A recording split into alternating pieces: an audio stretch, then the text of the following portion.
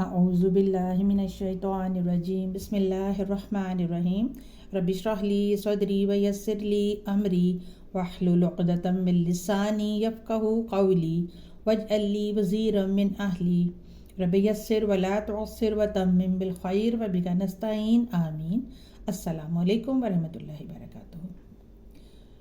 خلیفہ دوم حضرت عمر فاروق رضی اللہ تعالیٰ عنہ سیریز کا یہ 8واں پروگرام ہے۔ خلافت فاروقی میں عدل، نظم اور ریاست، اس کو ہم آج دیکھیں گے۔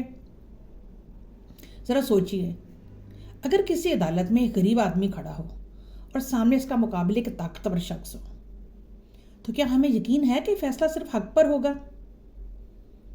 اگر دل ہچکچائے تو آئیے پلٹ کر چلتے ہیں خلافت فاروقی کے اس دور میں جہاں خلیفہ وقت خود قاضی کے احتساب کے لیے کھڑا ہو جاتا تھا۔ یہ وہ دور تھا جب خلیفہ کانپتا تھا کہ کہیں عدالت میں کوئی کوتاہی نہ ہو جائے، اور آج ہم کانپتے ہیں کہ کہیں حق مانگنے کی قیمت نہ چکانی پڑے۔ حضرت عمر فاروق رضی اللہ تعالیٰ عنہ کی خلافت اسلامی تاریخ کا وہ روشن دور ہے جس میں عدل، انصاف اور مضبوط ریاستی نظم کا عملی مظاہرہ ہوا۔ خلافت کے ابتدائی دنوں ہی سے آپ نے یہ اصول اپنایا کہ حکومت صرف طاقت یا مقام کے لیے نہیں، بلکہ عوام کے حقوق کے تحفظ اور انصاف کے قیام کے لیے ہے۔ اس حصے میں ہم دیکھیں گے کہ کس طرح حضرت عمر فاروق رضی اللہ تعالیٰ عنہ نے عدالتی فتوے، ریاستی اصلاحات اور عملی مثالوں کے ذریعے اسلامی حکومت کو ایک منظم اور مضبوط بنیاد دی۔ آپ کی خلافت اسلامی تاریخ کا وہ باب ہے جس میں عدل و انصاف، نظم و ضبط اور مضبوط ریاستی نظام کی بنیاد رکھی گئی۔ آپ کی قیادت میں مسلمانوں نے نہ صرف دین کی مضبوطی دیکھی بلکہ دنیاوی حکومت کے نظام میں بھی مثالی کردار پایا۔ آپ نے خلافت کے ابتدائی دنوں سے ہی عدل کو اپنا سب سے اہم اصول بنایا۔ آپ فرماتے تھے، میں عدالت کے بغیر خلافت نہیں کر سکتا، اور یہی جذبہ ان کی ہر حکومتی کارروائی میں نمایاں رہا۔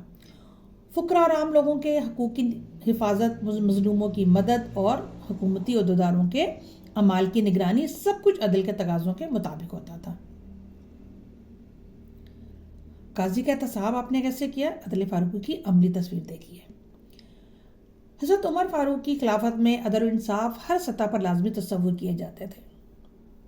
ایک عام سا آدمی، نہ عہدہ، نہ طاقت، نہ پہچان، بس ایک شکایت دل میں لیے خلیفہ وقت کے دروازے پر کھڑا تھا، اور دروازہ کھلا تو سامنے حضرت عمر تھے۔ ایک عام شہری نے شکایت پیش کی کہ ایک قاضی نے اس کا حق درست طور پر ادا نہیں کیا۔ حضرت عمر نے اس شکایت کو معمولی نہ سمجھا، بلکہ فوری طور پر معاملے کی سنجیدگی کو سمجھا، خود قاضی کے پاس تشریف لے گئے، نہایت عدل و انصاف کے ساتھ معاملے کا جائزہ لیا اور اس بات کو یقینی بنایا کہ حقیقی مظلوم کو اس کا حق ملے۔ وہاں فریقین کا موقف سنا، دلائل کا بغور جائزہ لیا، اور حق واضح ہونے پر مظلوم شخص کو اس کا پورا حق دلایا گیا، اور قاضی کو اس کے منصب سے معزول کر دیا گیا۔ یہ وہ دور تھا جب خلیفہ کانپتا تھا کہ کہیں عدل میں کوتاہی نہ ہو جائے، اور آج ہم کانپتے ہیں کہ کہیں حق مانگنے کی قیمت نہ چکانی پڑ جائے۔ تو اقدام صرف ایک فرد کے حق کی بازیابی تک محدود نہیں تھا، بلکہ اس سے ریاست کے تمام شہریوں کو یہ واضح پیغام ملا کہ عدالت اور قاضی کا کام انصاف فراہم کرنا ہے، نہ کہ طاقت یا ذاتی مفاد پورا کرنا۔ قانون کے سامنے ہر شخص برابر ہے، چاہے وہ عام شہری ہو یا سرکاری عہدیدار۔ اس واقعے نے واضح کر دیا کہ اسلامی ریاست میں عدل صرف ایک نعرہ نہیں بلکہ عملی نظام ہے، جہاں قاضی بھی احتساب سے بالا تر نہیں، اور خلیفہ خود انصاف کے قیام کا ضامن ہوتا ہے۔ ہر حکومت کی ذمہ داری ہے کہ مظلوم کی حمایت کرے اور حکومتی اہلکاروں کی کارکردگی کی نگرانی کرے۔ یہ واقعہ حضرت عمر کی عدل پسندی، عملی قیادت کا روشن نمونہ ہے۔ اس سے ہمیں یہ بھی پتہ چلتا ہے کہ اسلامی ریاست میں عدل محض لفظوں یا نظریے تک محدود نہیں ہوتا، بلکہ حقیقی زندگی میں اس کا نفاذ لازمی ہے۔ نظم و ضبط اور ریاستی نظام کی مضبوطی کے لیے حضرت عمر نے متعدد اصلاحات کی۔ آپ نے دیوانات، سرکاری دفاتر اور محکمے کام کیے تاکہ عوام کے معاملات آسان اور شفاف طریقے سے چل سکیں۔ بیت المال کی دیکھ بھال، فوجی تنظیم اور سرکاری خزانے کی شفافیت ان اصلاحات میں شامل تھی۔ اس کے علاوہ آپ نے عدالتی نظام کو بھی مضبوط بنایا، قاضیوں کی نگرانی کی اور اسلامی قوانین کے مطابق انصاف کو یقینی بنایا۔ ان کی ریاستی قیادت میں عوام کو ہر سطح پر تحفظ اور اعتماد ملا۔ نہ صرف معاشرتی اور اقتصادی نظام مضبوط ہوا بلکہ اسلامی حکومت کا تصور بھی واضح اور عملی طور پر قابل تقلید بنا۔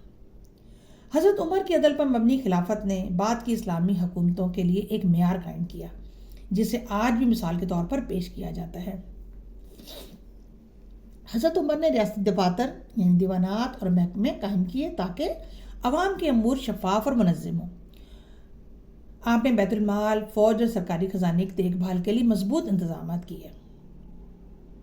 آپ نے ایک اہم فتویٰ دیا۔ آپ نے فرمایا اگر کوئی خزانے سے غلط طور پر رقم لے چاہے وہ امیر ہی کیوں نہ ہو اس پر سزا لازم ہے۔ اس نے امیروں اور حکومتی عہدیداروں کو بھی قانون کے سامنے برابر کیا۔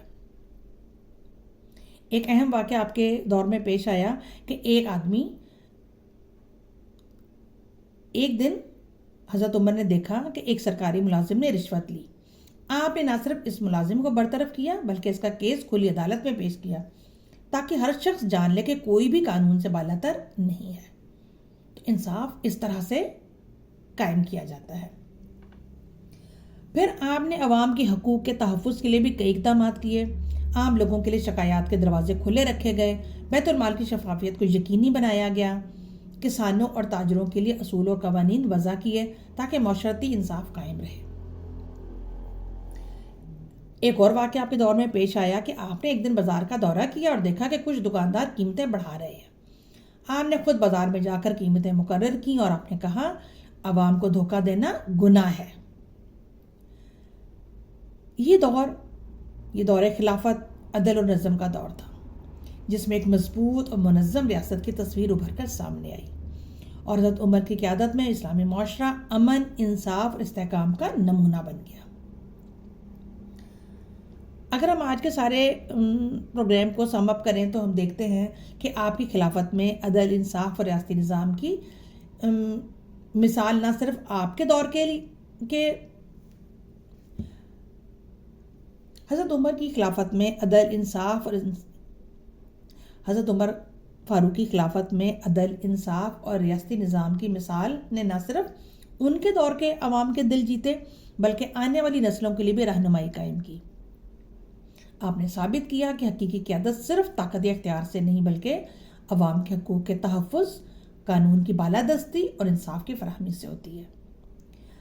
آپ کے فتوے، عدالتی فیصلے اور ریاستی اصلاحات آج مسلمانوں کے لیے ایک معیار عمل ہے۔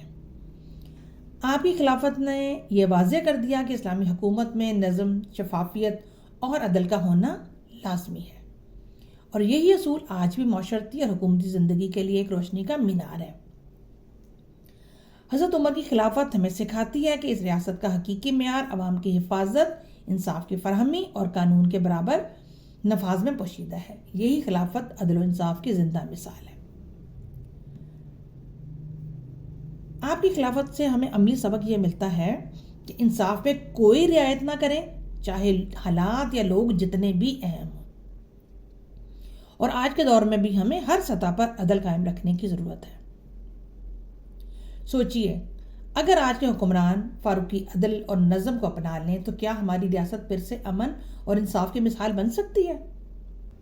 اے اللہ ہمیں حضرت عمر فاروق رضی اللہ تعالیٰ عنہ کے عدل سے حصہ عطا فرما، ہمیں حق کہنے، حق سننے اور حق پر کھڑے ہونے کی توفیق دے، ہمارے دلوں میں انصاف، ہماری زبانوں پر سچائی اور ہمارے اعمال میں دیانت پیدا فرما۔ یا رب ہماری ریاستوں، ہمارے اداروں اور ہمارے گھروں میں عدل، نظم اور امانت کو زندہ رکھ فرما، مظلوموں کا مددگار اور ظالموں کے لیے ہدایت کا سبب بنا۔ اے اللہ ہمیں ایسا مسلمان بنا جو حضرت عمر رضی اللہ تعالیٰ عنہ کے نقش قدم پر چلتے ہوئے عدل کو عبادت اور ذمہ داری سمجھے۔ آمین یا رب العالمین۔ سبحانک اللہم و بحمدک، اشہد ان لا الہ الا انت، استغفرک و اتوب الیک۔ السلام علیکم ورحمۃ اللہ وبرکاتہ۔